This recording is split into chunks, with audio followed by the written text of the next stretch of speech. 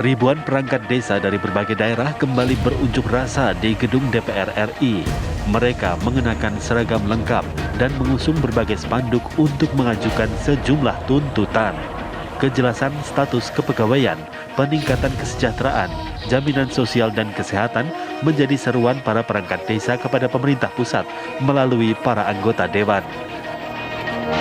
Mereka juga menuntut berbagai hal, diantaranya perpanjangan masa jabatan kepala desa dari 6 tahun menjadi 9 tahun, serta penerbitan nomor induk perangkat desa dari Kementerian Dalam Negeri.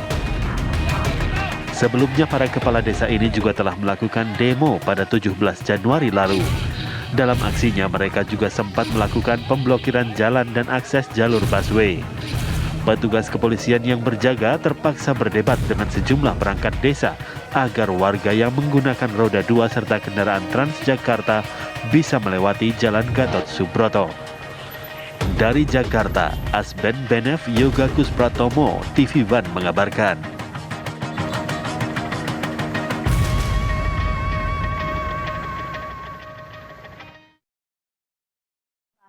Mengenai hal ini, apa kemudian yang menjadi permintaan dari para kepala desa, perangkat desa, dasarnya juga apa? Kami sudah menghadirkan 2 orang narasumber hari ini untuk bergabung bersama kita di Apa Kabar Indonesia Pagi. Ada Pak Surta Wijaya, Ketua Umum dari APDESI. Selamat pagi, Pak Surta. Pagi. Sehat, Pak? Alhamdulillah. Alhamdulillah. Dan juga sudah bergabung bersama kita melalui sambungan Zoom ada Pak Ahmad Yusuf, Kepala Desa Penundan, Kecamatan Banyu Putih, Kabupaten Batang, Jawa Tengah. Selamat pagi, Assalamualaikum Pak Yusuf.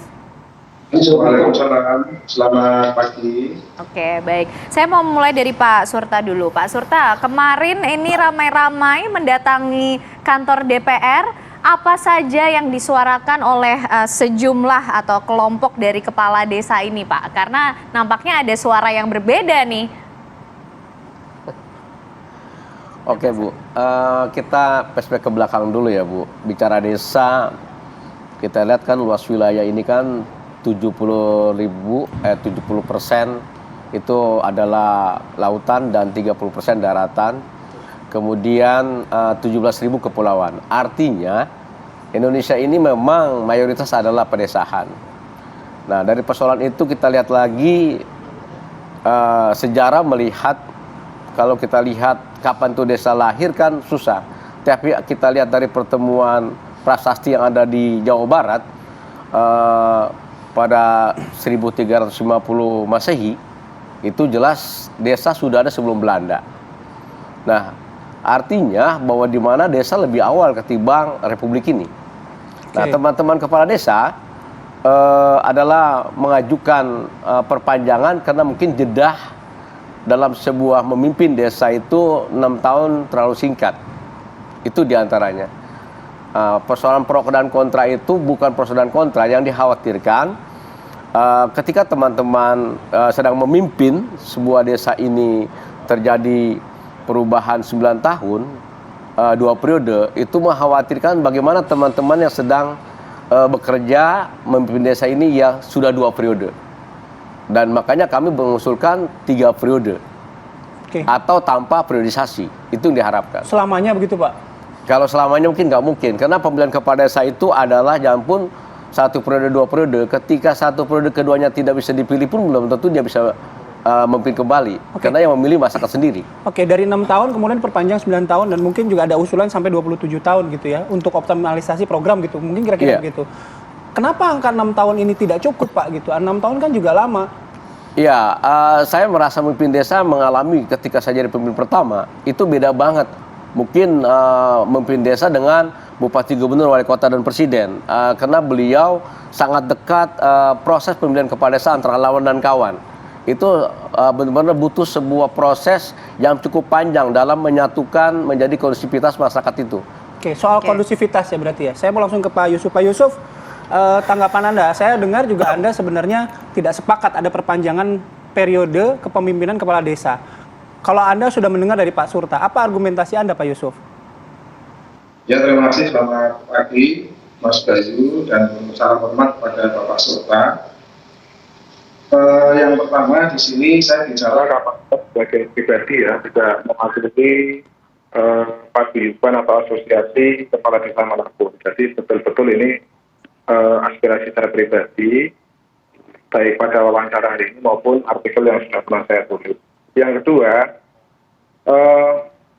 dalam ruang lingkup demokrasi saya kira perbedaan pandangan, menyikapi pandangan itu ada lumrah dan biasa dan harus dimaklumi karena itu juga dilindungi dalam Undang-Undang 8 1943. Terkait dengan tanggapan saya pribadi bukan arti menolak. Karena kalau diksi yang dihadirkan itu menolak, artinya saya harus ada perlawanan dan penggerakan atau mengajak untuk tidak sepakat.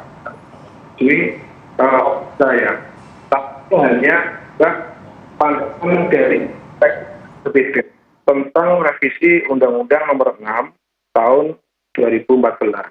Jadi bukan berarti menolak secara frontal. Kalau diartikan menolak, nanti akhirnya dinilai harus ada gerakan perlawanan untuk menggagalkan. Justru saya sendiri menghormati apa yang sudah atau yang sedang diupayakan oleh Bapak Ibu Kepala Desa se-Indonesia terkait revisi. Karena revisi undang-undang ini sangat perlu dirasa karena selama kurang lebih 10 tahun undang-undang ini dijalankan memang butuh istilahnya penyegaran atau evaluasi selama perjalanan undang-undang ini dilaksanakan. Selanjutnya, kalau saya sepakat dengan Pak Surta, jika desa dilihat dari perspektif historis betul, bahwa kedaulatan desa itu sebelum adanya tata pemerintahan, yang ada di pusat maupun daerah, desa lebih berdaulat terlebih dahulu. Sebelum masa kolonial, desa sudah berdaulat dan bisa menentukan nasibnya sendiri. Dan memiliki ciri khas atau tipologi politik yang khas dengan karakter budaya desa itu sendiri. Akan tetapi ketika sekarang kita masuk di alam demokrasi seperti ini, ketika masa jabatan kepala desa, harus diperpanjang menjadi 9 tahun, ada satu sudut pandang saya yang saya katakan berbeda atau kurang sependapat dengan alasan yang mungkin pertama, waktu 9 tahun itu terlalu lama untuk evaluasi. Jadi 6 tahun kali 3 periode, menurut saya pribadi sudah cukup ideal. Menurut saya sudah cukup ideal. 6 tahun itu untuk evaluasi kinerja kepala desa, baik dalam tata pemerintahan maupun dalam tata pelayanan publik. Beberapa kali saya diskusi dengan teman-teman untuk menentukan permasalahan ini. Jadi 6 tahun itu, kalau kita menilai dari sisi penuntasan visi misi kepala desa yang tertuang dalam RPJMD, katanya ada yang mengatakan kurang, waktunya kurang. Kalau saya menilai sebenarnya cukup. Karena begini, ketika evaluasi kepala desa selama 6 tahun itu dilaksanakan, baik atau tidaknya dalam tata pemerintahan, tata pelayanan sosial dan sebagainya, kalau memang kita baik, nanti kita bisa, ketika mau untuk mencalonkan kembali, kita bisa nyalon lagi. Ya, Pak Yusuf. Kalau memang dinilai baik dalam pekerjaan, nanti pasti kita bisa terpilih kembali. Oke, Pak Yusuf, saya ingin gini, kalau memang tadi pandangannya Pak Yusuf memang 6 tahun saja cukup begitu ya, karena sudah sesuai dengan aturan saat ini. Tapi kalau dari Pak Surta tadi kan ada alasan kondusivitas begitu ya, karena dari beberapa literasi, dari beberapa pemberitaan juga di potensi bahwa ada friksi setelah kepala desa terpilih dalam pilkades ini masih besar.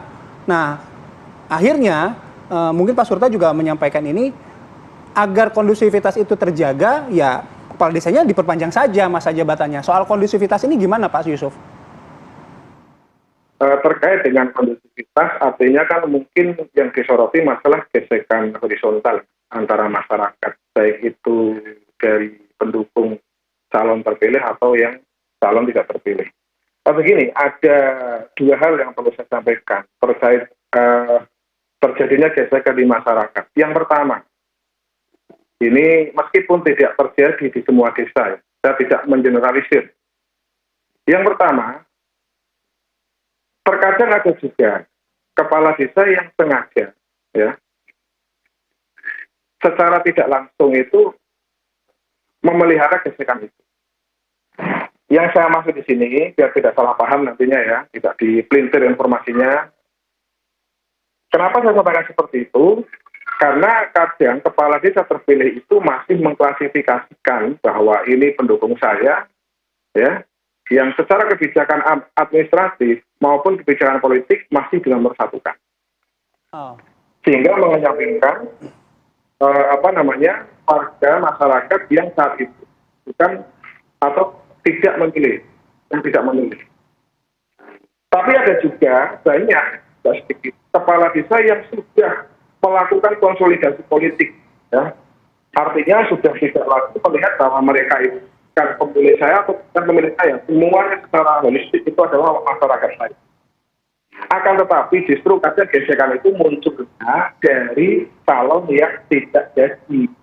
Mereka masih dalam tanda kutip memelihara, ya, masyarakat, sehingga apapun kebijakan kades terpilih itu akan menjadi sesuatu yang harus digagal atau sesuatu yang harus anggap bertentangan. Akhirnya gesekan itu akan selalu terjadi. Saya di sini tidak menyalahkan kepala desa, tapi juga menyalahkan bila mana ada calon kepala desa yang jadi seperti itu ternyata. Baik. Itu pandangan Pak Yusuf tadi ya soal kondusivitas. Nanti juga kami ke Pak Surta lagi, terutama soal temuan ICW ya. Rupanya ada potensi dan peningkatan korupsi dana desa sejak 2015. Ya, ini berkaitan juga dengan mungkin program-program dan juga komitmen ketika kepala desa ini sudah terpilih gitu. Kalau mengajukan tuntutan diperpanjang, nah bagaimana implementasi dari peran dan tugas-tugasnya? Usai jeda pemirsa, kami masih akan kembali hadir untuk Anda.